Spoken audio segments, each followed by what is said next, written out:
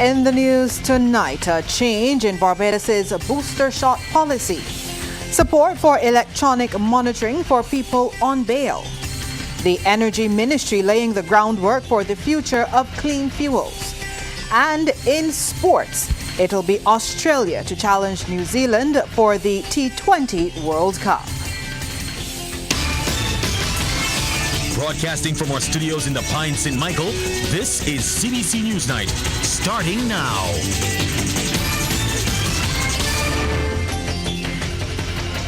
Very good evening to you. I'm Lisa Broom. Thank you so much for joining us. And our top story tonight, Barbados has changed its policy on COVID-19 booster shots. Ever since the country introduced boosters, many people have been asking which jab should or could they take. Initially, Barbadians were told they had to stick to the original vaccine brand they took. However, co-coordinator of the National Vaccine Program, Dr. Elizabeth Ferdinand, tells CBC News the green light has been given for Barbadians to switch brands if they want to. Yes, the boosters can be mixed. So in other words, if you've had a first course or primary course with AstraZeneca, dose 1 and 2, you can get either an AstraZeneca for your booster or you can get a Pfizer. Vice versa, if you've had Pfizer 1 and 2 dose, then you can have an Astra or a Pfizer for your booster dose. It must, however, be 6 months after your last second dose. That's the policy. However, Dr. Ferdinand says the Johnson & Johnson one-shot vaccines cannot be used as boosters.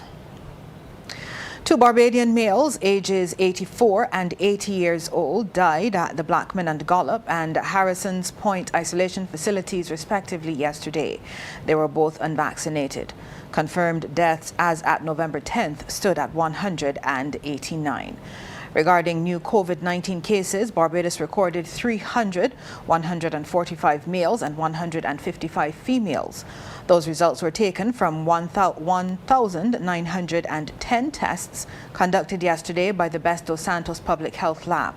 The new positives comprise 66 people who are under the age of 18 and 234 who are 18 years and older.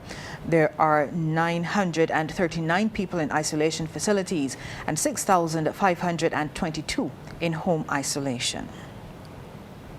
In other news now, as Barbados explores adding offshore wind to its renewable energy portfolio, the Ministry of Energy is laying the groundwork and sharing its vision for the future of clean fuels on island. Our Aaliyah Briggs filed this report.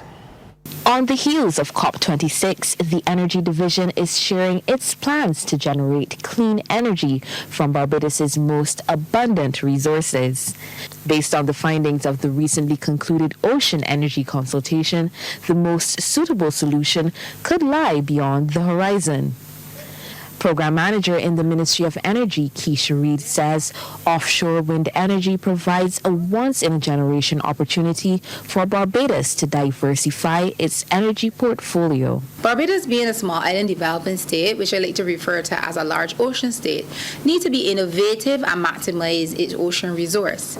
And ocean energy can be a key tenant in assisting us in reaching our national energy goals for 2030, which is 100% renewable energy. The proposed offshore wind turbines will connect to the national grid.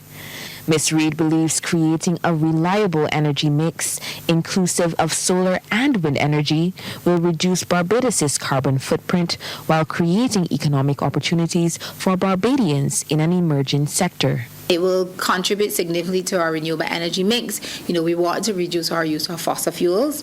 It's a cleaner fuel. It will give you job opportunities, clean jobs. The north coast of the island was identified as one of the ideal locations for fixed and floating wind turbines. However, given the costly and highly complex nature of this venture, technical and financial assistance is required. While it may be some time until wind turbines dot the oceanic horizon, for now, Ms. Reid and her team at the ministry are laying the groundwork. The intention is not to have a situation where we're playing catch-up.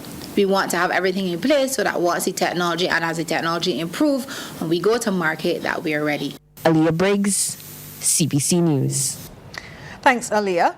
Well, Barbados is looking forward to building stronger relations with Australia, particularly on matters related to climate change. Barbados' Ambassador Extraordinary and Plenipotentiary for Climate Change, Law of the Sea, Small Island Developing States, Elizabeth Thompson, highlighted this during a recent courtesy call with Australia's High Commissioner to Barbados, Bruce Lendon, at government headquarters. Ambassador Thompson raised concerns about potential wipeout events brought on by climate change that could devastate Caribbean countries. In response, Mr. Lendon said climate change was also an issue in Australia and noted that the country was sensitive to issues raised by the ambassador.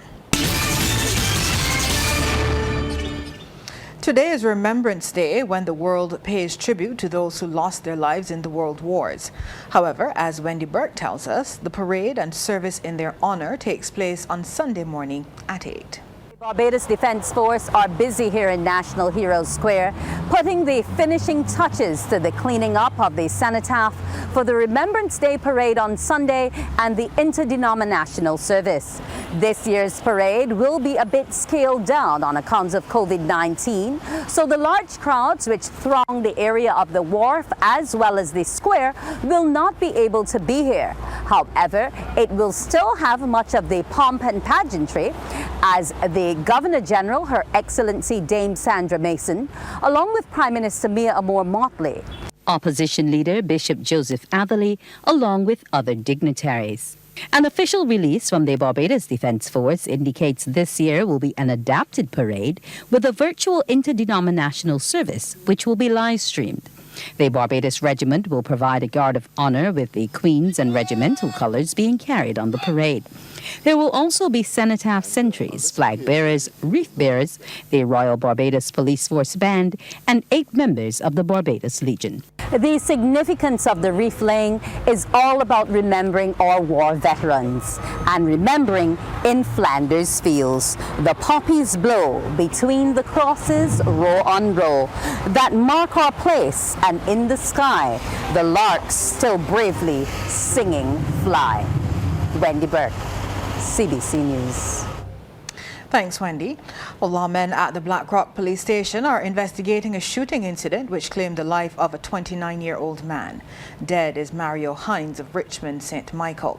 Acting Police Public Relations Officer, Acting Station Sergeant Michael Blackman, says police responded to reports of the motionless body of a male at Weeks Land, Goodland in St. Michael shortly after 7 this morning. On arrival, officers discovered Hines' body, which showed signs of injury, lying in a track. He was pronounced dead on the scene. Anyone who has information regarding this incident is asked to contact Police Emergency 211, Crime Stoppers at 1-800-8477, or any police station. A senior magistrate is in support of the use of electronic monitoring for people on bail. Chief Magistrate Ian Weeks weighed in on the use of electronic bracelets during the latest Man Talk panel discussion hosted by the Men's Ministry of the Cayfield Wesleyan Holiness Church, focusing on jail time. The Bail Act speaks about conditions of bail. So there are a number of conditions that the judicial officer can set up for persons. And where there are concerns, I am sure that you will have very few defense attorneys who will not support it. Because in a case like that, we can track where you are. We can know for sure. And there are not cases where you can just get out of a bracelet. And that is one of the options that can give the balance to persons where we know where you are and we know that you're fulfilling one of the conditions or some of the conditions of your bail. So I believe that that is a very useful option, and again used widely in the international community. Criminologist Kim Ramsey, meanwhile, supports a parole system for Barbados. You need some kind of system where persons are accountable. When a man has maxed out his sentence, he is not accountable to anybody. He can go back into society, and he basically he can reoffend. He can get back into the same kind of trouble. But the reality is, there's no system there to monitor his behavior once he has maxed out his time. So the reality is, and legally, you cannot monitor somebody who has served their sentence. They have done their time. They've served their time. They can move on. But I'm saying that if we have some kind of system, I mean, Jamaica has it, St. Lucia has it, there are other Caribbean countries that have it, Bahamas has it. I believe that a good running parole system can be very useful. The Business Report is brought to you by Sky Mall, serving you to make your shopping experience pleasurable. Minister in the Ministry of Foreign Trade, Sandra Husband, says businesses in Barbados must continuously seek to expand their scope beyond the island shores to generate real opportunities and prospects for growth through trade. And she says members of the local accounting fraternity will have to play a key role in helping them to achieve this. Minister Husbands made the comments as she delivered the feature address on the opening day of the Institute of Chartered Accountants of Barbados, or ICAB's annual conference, being held virtually throughout this week. We need to look at export, and we need to look at investment in other countries that we can build enterprises of scale that will allow us to do more in terms of trade.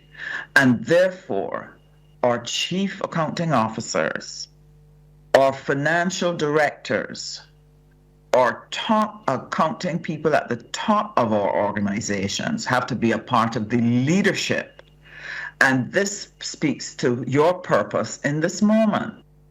She says businesses will specifically need to be helped in establishing export and investment-based models as part of their growth strategy.